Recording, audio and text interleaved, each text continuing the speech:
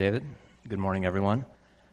So I'm Trevor Perrin with Open Whisper Systems, and I'm going to be talking about the TextSecure protocol for encrypted text messaging. I'll start with some background about Whisper Systems. It's an open source project founded by Moxie Marlinspike with the goal of making private communications simple and ubiquitous. The main focus of Whisper Systems is the TextSecure protocol. This protocol is used by our own apps, which are Signal for iOS and TextSecure for Android. It's also used by a couple other systems like Cyanogen and WhatsApp. In general, we think this is a good protocol. We'd like to see other people adopt it, and we'd love to try to make it a more widely supported standard for secure and encrypted messaging. So I'm basically just going to be telling you how it works, a bunch of like nuts and bolts and crypto mechanics sort of details of the protocol. I'll start by talking about the threat model and the goals for this protocol, which are pretty straightforward. It's an encrypted end-to-end messaging protocol.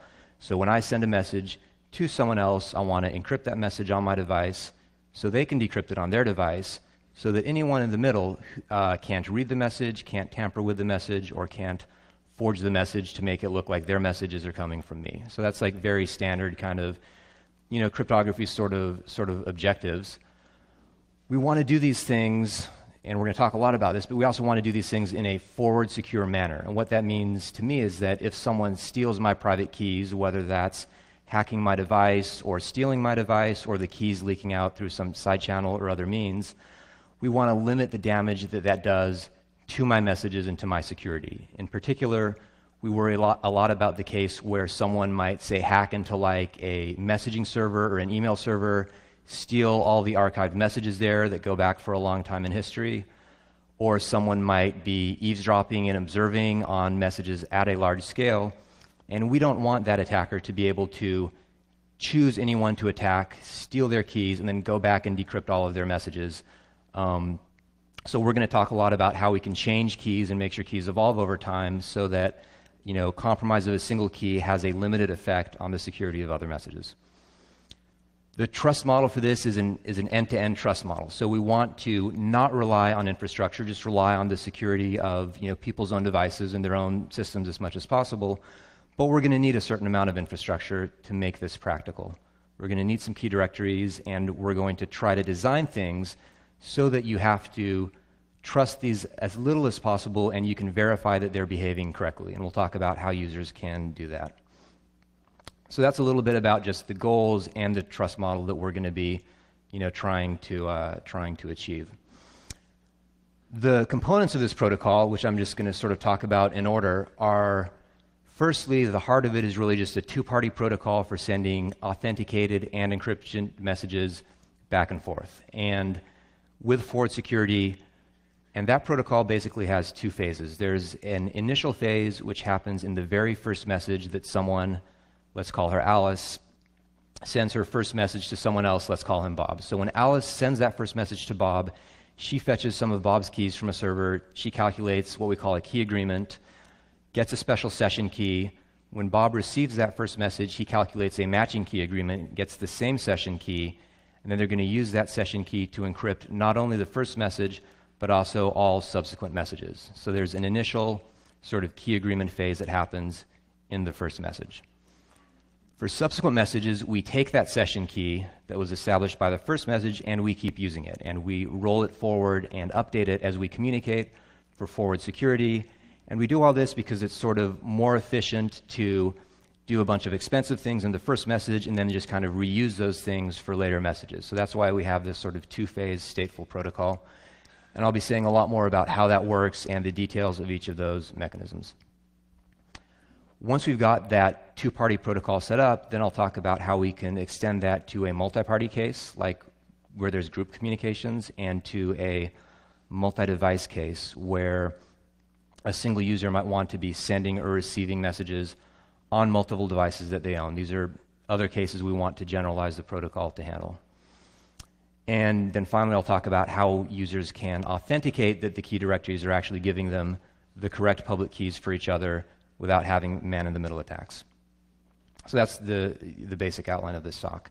So let's start at the beginning, talk about just how a two-party encrypted and authenticated messaging works in the TextSecure protocol. As I mentioned, it's a stateful protocol. We use the first message to set up some state that's more expensive. Then we're going to reuse that state over time for subsequent communications. And so we're going to start talking first about the first message and what happens in that pre-key and key agreement process.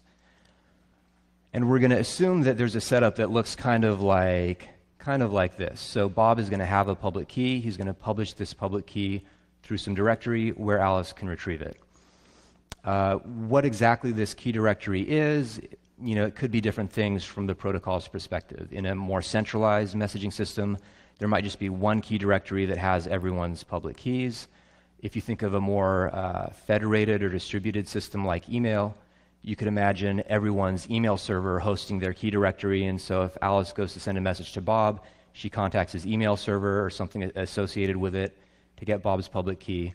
But from the protocol perspective, we don't really need to care about where this comes from as long as Alice can fetch Bob's public key from somewhere. So let's assume she can do that. The question of how she knows this public key is authentic is Bob's correct public key. That's a good question. It's a question we're not going to answer right now. We'll get to that later. For now, we're just going to assume that Alice is going to use that public key she fetches. They're going to trust the first key they see. This is going to be a sort of trust on first use model at the moment. And we're just going to talk about the mechanics of encrypting and authenticating messages between Alice's public key sort of to Bob's public key. So we could kind of simplify this situation like here. We see Alice and Bob.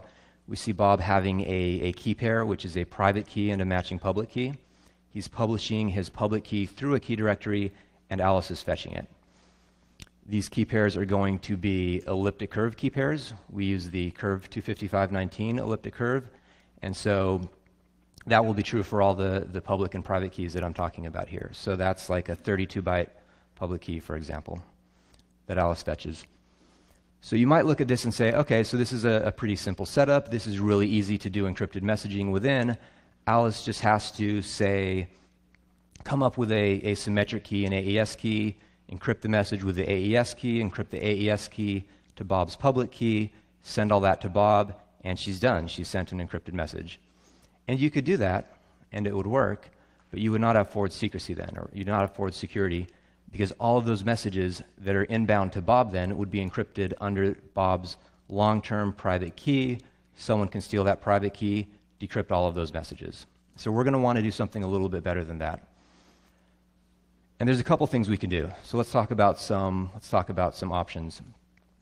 One thing we could do is we could give Bob not just a long-term identity key, this key, but he could have a bunch of one-time use key pairs as well. He could generate like 100 one-time, what we call pre-keys, publish these pre-keys to his server. Then when Alice wants to send him a message, she fetches one of those pre-keys, encrypts the message so that it can only be decrypted by Bob, who knows his long-term private key and his pre-key private key.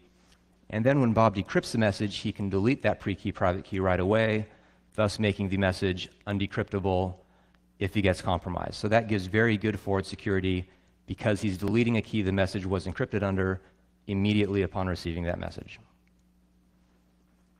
So that's, very strong forward security in a sense, but there's a couple problems with this setup. One of them is that Bob might run out of pre-keys. He's publishing 100 at a time. As they get used up, he's going to publish more.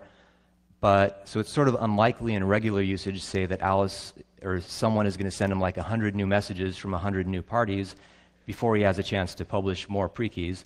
But that could happen, and it particularly could happen if someone is aggressively trying to steal his pre-keys to just kind of denial of service the system or degrade the security properties that Bob gets. So that's something we'd worry about a little bit. Another thing to worry about is that the key directory could lie about Bob's pre-key public key, and it could serve Alice's correct, authentic identity public key, but an incorrect pre-key public key that it knows the private key for. And that's kind of a weird attack. If it did that, Alice would encrypt a message that Bob can't decrypt. It would be kind of this weird broken message, but that message would also not have forward security because The attacker would just have to go and steal Bob's private key by itself to decrypt that message. So those are a couple kind of downsides to this system. So let's consider an alternative system. An alternative would be to have, instead of one-time prekeys, have prekeys that are signed and that change on a timed basis. So Bob can use his identity key pair to sign a signed prekey public key, post that key up. It'll be used for all messages that people send to him, all first messages people send to him for a week or so. And then he periodically signs a new key and replaces the old key. If he does this, we've sort of fixed a couple of the problems with the one-time system in that this is not a one-time key. It doesn't get used up. He's not going to run out of it. Also, it's signed, so the key directory cannot lie about what it is and provide a false public key. The downside to this system is it doesn't have as optimal forward security as the previous system because Bob's holding on to that prekey for a longer period of time. He's not deleting it right away. So, if you think about the signed prekey system and the one-time prekey system, they have sort of complementary strengths and weaknesses. What we do in TextSecure is we just do both. At any point in time, Bob has a long-term identity key, he has a signed prekey, he has a bunch of one-time prekeys. When Alice goes to send him a message, she fetches his identity public key, his signed prekey public key, a one-time prekey public key, if that exists, and she's going to use all these to do a key agreement to send him that first message. So that's kind of the setup that we have. We can simplify it a little bit like this. So under Bob's column, we see the things that Alice is fetching from the key directory when she wants to send him an initial message. Under Alice's column, we see the things that Alice is going to need to send in her initial message for Bob to complete the first phase of the protocol. And so just like Bob has a long-term identity key, we're going to say that Alice has a long-term identity key. She's going to need to send it in her first message so Bob knows what it is. So we have this setup of keys, of elliptic curve public keys.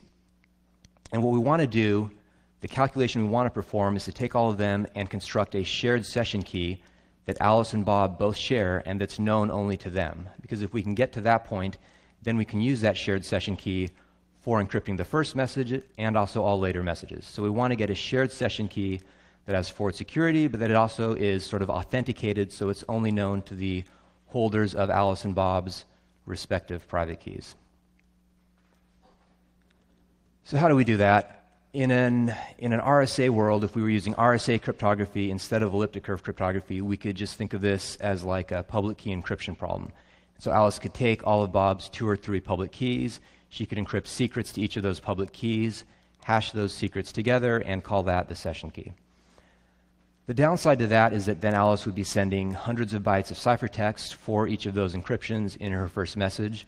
So we don't really want to do this. We want this to be a very efficient protocol. Luckily, we can do something a lot better than that with elliptic curve cryptography. We don't have to do public key encryption. We get a better operation, which is Diffie-Hellman, or elliptic curve Diffie-Hellman. And what Diffie-Hellman key agreement lets you do is it lets 2 parties with a key pair, with a private and public key, look at each other's public key, and only by seeing it, they can calculate a shared secret that's only known to those 2 parties, and they don't have to send any other data to do that.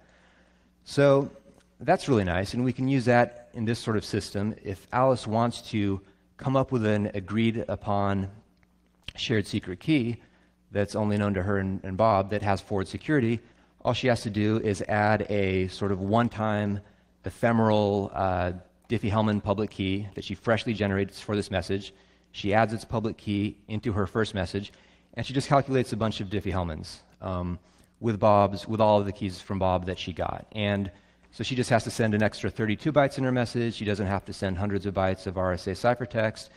These are, relatively fast operations that she constructs and gets the outputs of all these Diffie-Hellman key agreements, hashes them together to get a secret key. And so that's going to be part of how she creates the session key. So that's, a simple and efficient way of doing things. What it doesn't do yet, what we haven't done yet is we haven't authenticated that this session key is known only to Alice, because anyone could have created an ephemeral key and sent this message to Bob. So we also want to mix in something that authenticates Alice, and we could do that a couple ways. In an RSA world, we could have Alice sign the message, do like an RSA signature, but again, that means we're adding hundreds of bytes of signature to the message, and once you start signing message contents, you lose a property you could call deniability. So Bob could take a signed message and show it to anyone else to prove to them that Alice said something that might have been embarrassing. So we don't want to, add that property into our system. We'd rather, not create these permanent signed transcripts of everything everyone says.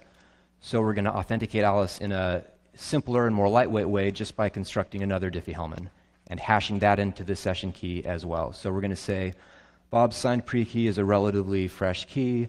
We're just going to do a sort of Diffie-Hellman between Alice's identity key. That's kind of like Bob challenging Alice to prove knowledge of her long-term private key. We hash all those things together, and this is the key agreement that TextSecure does in an initial message to get a shared session key between Alice and Bob. You can look at this a couple ways. We tend to call this like a triple Diffie-Hellman key agreement, because if you look at the core here, there's really like 3 Diffie-Hellmans that are particularly kind of crucial.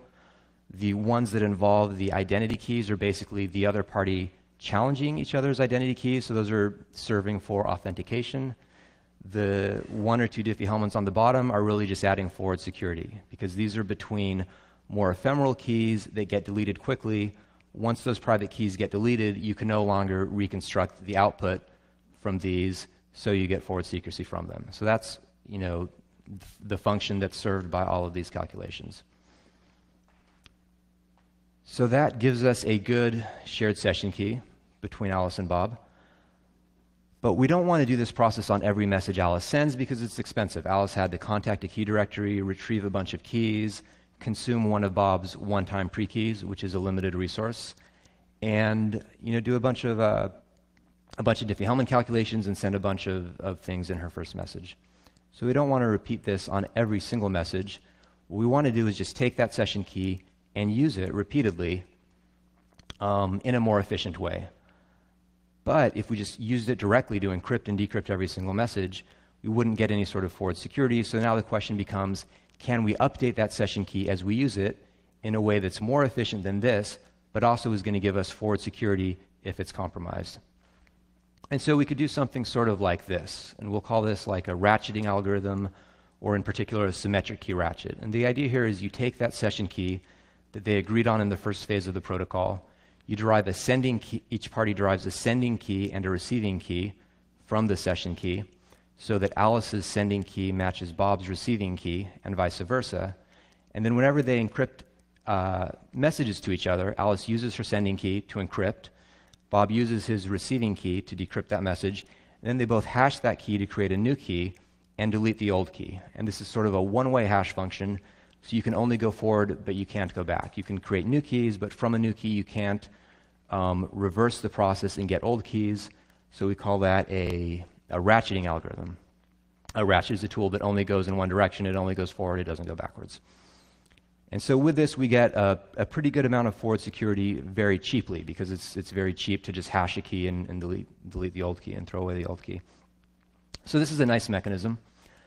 One small downside of this, as I've shown it, is it doesn't handle out-of-order messages very well. So you could imagine that if some party receives a message encrypted under this key right here, this second key in the chain, what he'd like to do, if he receives that message, let's say he receives that message before he gets the first message, what he'd like to do is decrypt that second message, hash the key to get the third key, delete the second key, and have it be gone.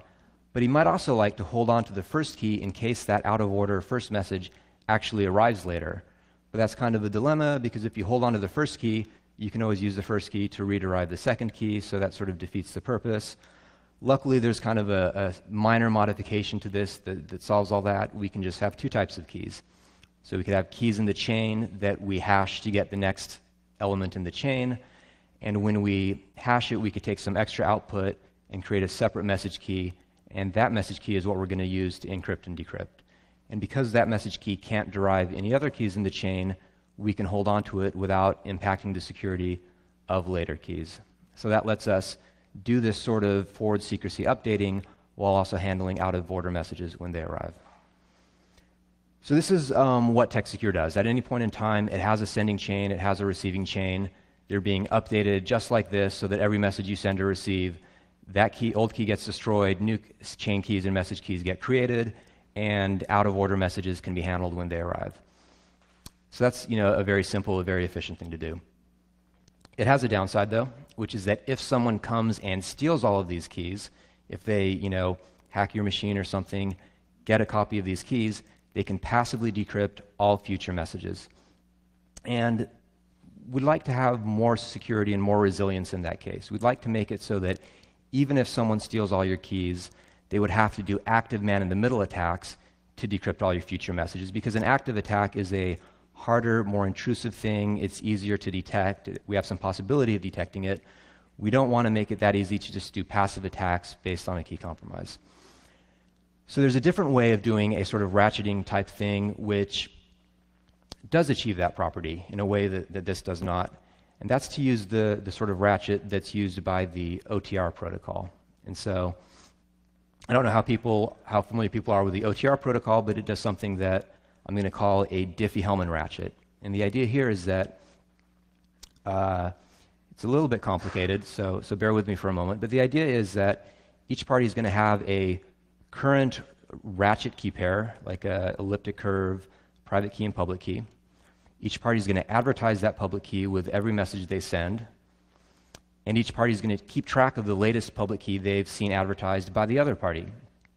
And so then, when you see a new key from the other party, you're going to create a new key on your own and start advertising that. And then when the other party sees your new key, they're going to create a new key and start advertising that. So it's going to be this sort of ping-pong process that goes back and forth where the parties generate new keys once they see new keys from each other. So they're just generating new keys and advertising their new keys and taking turns doing that. And as they do that, as they generate those new keys, they're also doing Diffie-Hellman between every key they received and the previous key they had, and then this new key that they just freshly generated. And it turns out that if you do all that, each party ends up deriving the outputs of those Diffie-Hellmans are a sequence of shared secrets, and it's the same sequence from both parties because they're just doing Diffie-Hellman between the same keys. And so they're both calculating this evolving set of keys that match between each party. So this is how OTR works. I'm going to try to explain this visually and see if that makes sense. So up here we're seeing Alice. This is her ratchet public key. She's advertising it. Bob has just received that message from Alice. He's calculating a Diffie-Hellman with his old ratchet private key, which is very faint up here, and that's this output.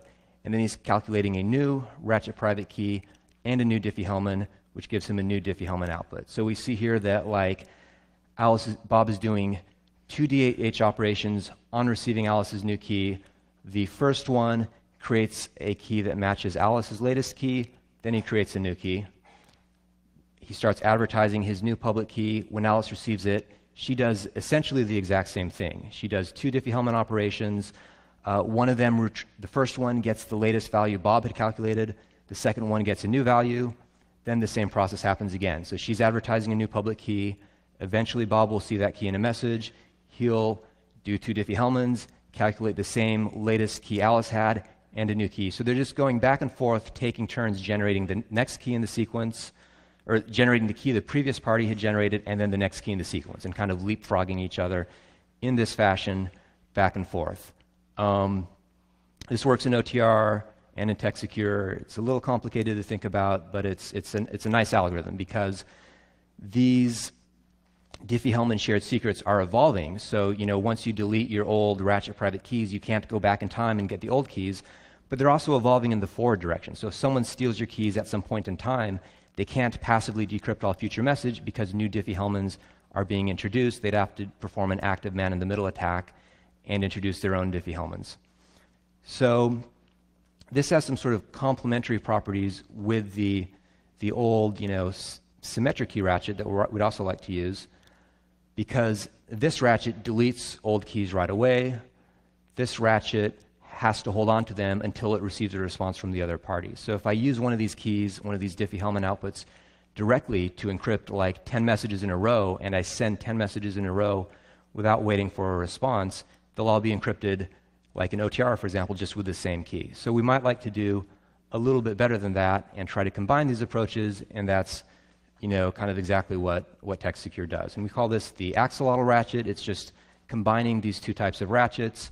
And the idea is pretty simple. It's just when we're doing this Diffie-Hellman OTR-like ratchet, and whenever one party receives a new public key and does those two Diffie-Hellmans, it uses the first one to reinitialize their receiving chain, the second one to reinitialize their sending chain. So we're just doing a Diffie-Hellman ratchet to reinitialize the keys that are used in the symmetric key ratchet. So this way, if I send a bunch of messages in a row, they each get good forward security, but we're also evolving the keys based on new Diffie-Hellman values. And so you see the pattern here, in a pretty straightforward way. When Bob receives Alice's new ratchet key, his two Diffie-Hellmans reinitialize the new receiving chain key, then a new sending chain key. When Alice receives a message from Bob, she initializes a new receiving chain key and sending chain key. And you can see how these sort of match up. So Bob's new sending chain ends up being equal to Alice's receiving chain, which they need to be for messages to decrypt. And then, when Alice sends her public key to Bob, the process just reverses. Her latest sending chain gets recalculated by Bob as his receiving chain. He calculates the new sending chain. So you have this shared sequence of keys that they're calculating with the Diffie-Hellmans, and they're just being used alternatively as sending chains for each party, if that makes sense. So that's something that TextSecure does.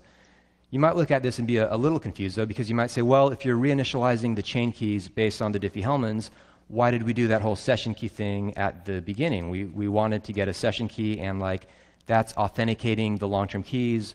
Shouldn't the sending and receiving chain keys be a function of that session key? And in fact, you would be right. You do want that to happen. So if you zoom in on this a little bit more, you see there's a little bit more detail here. What we do is we actually take that initial session key that's output from the key agreement, we call it a root key, and then whenever we reinitialize the chain keys from the Diffie-Hellman ratchet, we also mix in the root key and generate a new root key and also the chain key. So all the chain keys end up being a function of that initial key agreement that has all the authentication in it, as well as being functions of this Diffie-Hellman ratchet. And so this is sort of with full detail what we're doing as messages fly back and forth in TextSecure. So let's circle back for one moment to the initial key agreement and just see how that connects up with the ratcheting protocol. So remember, this is what happens in the first message Alice sends. She fetches a bunch of keys from Bob. She creates a key on her own. She calculates a bunch of Diffie-Hellmans, hashes them into a session key, and uses that to initialize her sending chain that she's going to use to encrypt the first message to Bob. She also needs to advertise a ratchet key in every message she sends, so we're going to add one other detail that we didn't mention before. She has to include a ratchet key in her first message. So this is the full set of what comes in Alice's first message to Bob. It's around 100 bytes of keys. And then once Bob receives that first message and responds to Alice, he's going to send a new ratchet key, because that's how the Diffie-Hellman ratchet works, and mix that into his latest sending chain that encrypts that message. She's going to, when she receives that message, calculate the same Diffie-Hellman, update her receiving chain so she can decrypt that message.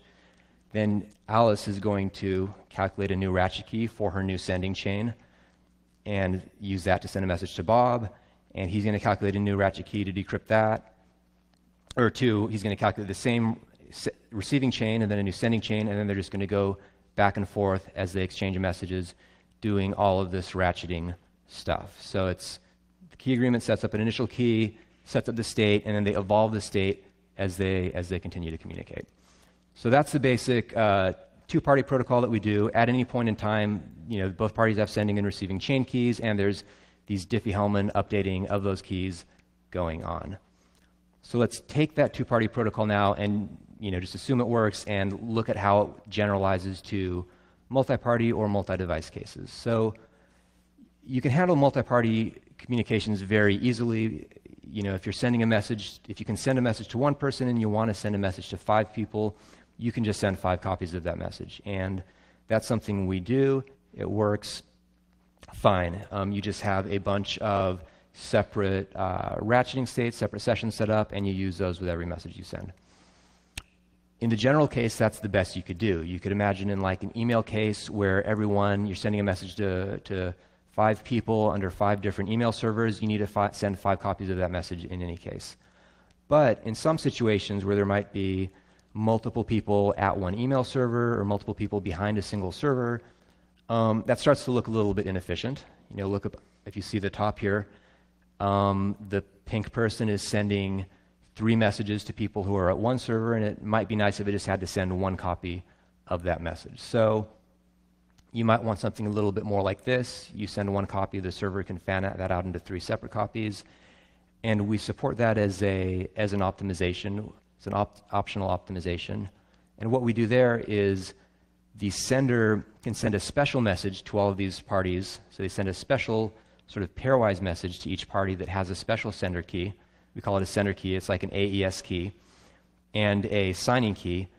And then the sender uses that special key to create a special chain that it uses just to send messages that can be decrypted by all of these people. So it's sort of, we've talked about having sending and receiving chains between each party. You can also set up a sending chain that represents a group of people you're sending to, and then you just have to encrypt that message once, and everyone can decrypt it, and you don't have to encrypt multiple copies of it. So that's an optimization to make multi-party communications more efficient. So we do that. Let's look at the multi-device case as well, because people do have multiple devices, phones, laptops, tablets, etc. We want the protocol generic enough to handle the case where people are sending and receiving messages on multiple devices. And so the way we would handle that is, if you have your original device, you would synchronize its long-term private key to the new device in some fashion. And so then the new device would become a sort of clone of the old device. And it would have the same private key. It would generate its own pre-keys. And then when Alice goes to send a message to it, she would just treat each of those devices as sort of like a separate party. And so we're building multi-device support on top of multi-party support. In a case like this, Alice is sending, a message to 2 parties. One of them has 3 devices, so she just sends 4 messages. And we could make that more efficient by using the sender keys thing I talked about, where she just sends them all like a sender key, and then she can just send 1 message in the future and have the server, splay that out or send that out to all the other parties. So that gives us multi-device support. So that gives us, and that really gives us, kind of the basic core mechanics of everything we want from the low-level crypto protocol. I mean, we can send and receive messages back and forth based on public keys, based on long-term keys, with pretty good forward security. We can do group messaging. We can have messages spread out across, multiple devices that people own. That's kind of all we want from the low-level, crypto mechanics and crypto plumbing here. So let's, now turn to this, kind of question of how we authenticate and make sure that the keys you're retrieving from this key directory are actually authentic, are actually owned by the other party, because we haven't said anything about that yet. And I'm going to step back a little bit and just talk about our sort of philosophy or approach to that here. And our basic philosophy is that end-to-end authentication of keys is a harder problem than end-to-end encryption of messages. We can make end-to-end encryption happen essentially invisibly, so that users never see it. They don't know it's there. You're using your messaging app. You're generating keys, publishing keys, fetching keys, encrypting everything. That's easy to kind of slide under the covers and make exist without users even noticing it. It's harder to do end-to-end authentication because users are going to have to be involved somehow. They don't want to just trust everything that's happening in the infrastructure. They want to do something for themselves to get trust. And that might be verifying a key fingerprint. That might be signing someone else's keys in like a web of trust type system. That might be paying attention to warning messages that tell you that someone else's key is changing or that your key has changed. But users are going to have to do something, and most users, most of the time, are probably not going to want to do that and not going to want to spend a lot of effort on end-to-end authentication. So we have this sort of paradox where end-to-end encryption is easy, end-to-end authentication is a lot harder and is probably always going to be done by a smaller population of people. And so now what do we do? It's a hard question, and one approach, some people say, well, end-to-end authentication is really important. We should try to force people to do it. We should make it so that if you don't do end-to-end authentication, you don't get encryption, so that that's just like a requirement of being part of the system. And if you take that approach, you end up with something like this, where a small set of your larger population is doing more authentication and getting encryption, and everyone else isn't really getting anything out of this. I think the downsides of this sort of system are that the people who really do care about security and are really trying to secure their messages are kind of standing out. It's obvious that they're doing extra authentication and doing encryption. They're making themselves obvious targets, and they're kind of signaling which messages and which communications they really care about. So that's not very good. Another problem is that for all these other people who aren't spending this extra effort on authentication, they're not getting anything out of this at all. They're not getting any default encryption. They're just not, getting any security. So the other approach and the philosophy that we kind of take is to just encrypt everything and say, let's just have default encryption as built into these systems. Some of these people will be doing authentication. Some of them will not be doing end-to-end authentication. But we want to make it so that you can't actually tell who is who. It just looks like everyone's doing the same thing. It looks like everyone's encrypted. And then we get a couple of advantages. Firstly, we get the advantage that the people who are doing this extra authentication are not advertising themselves. They're not making themselves obvious targets. They just kind of fit into the crowd. But also those people sort of protect everyone else, because if you're looking at this as an outsider, you're trying to figure out which communications to man in the middle and attack, you don't know who's vulnerable and who isn't. You don't know which man in the middle attacks might get you detected and which might not. So the sort of larger population is kind of hiding the smaller population is protecting the larger population, and so that's how we kind of try to deal with this world where end-to-end authentication is more difficult than end-to-end encryption.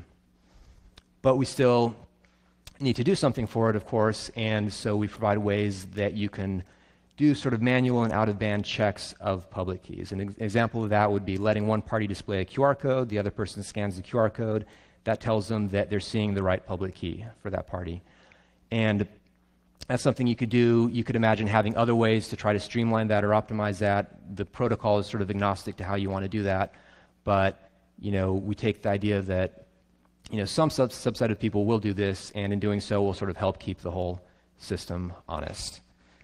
So it's about all I have to say about the kind of TextSecure protocol and the basics of how it works. I run a mailing list that talks about a lot of these topics. If people think that's interesting, you can find it up here.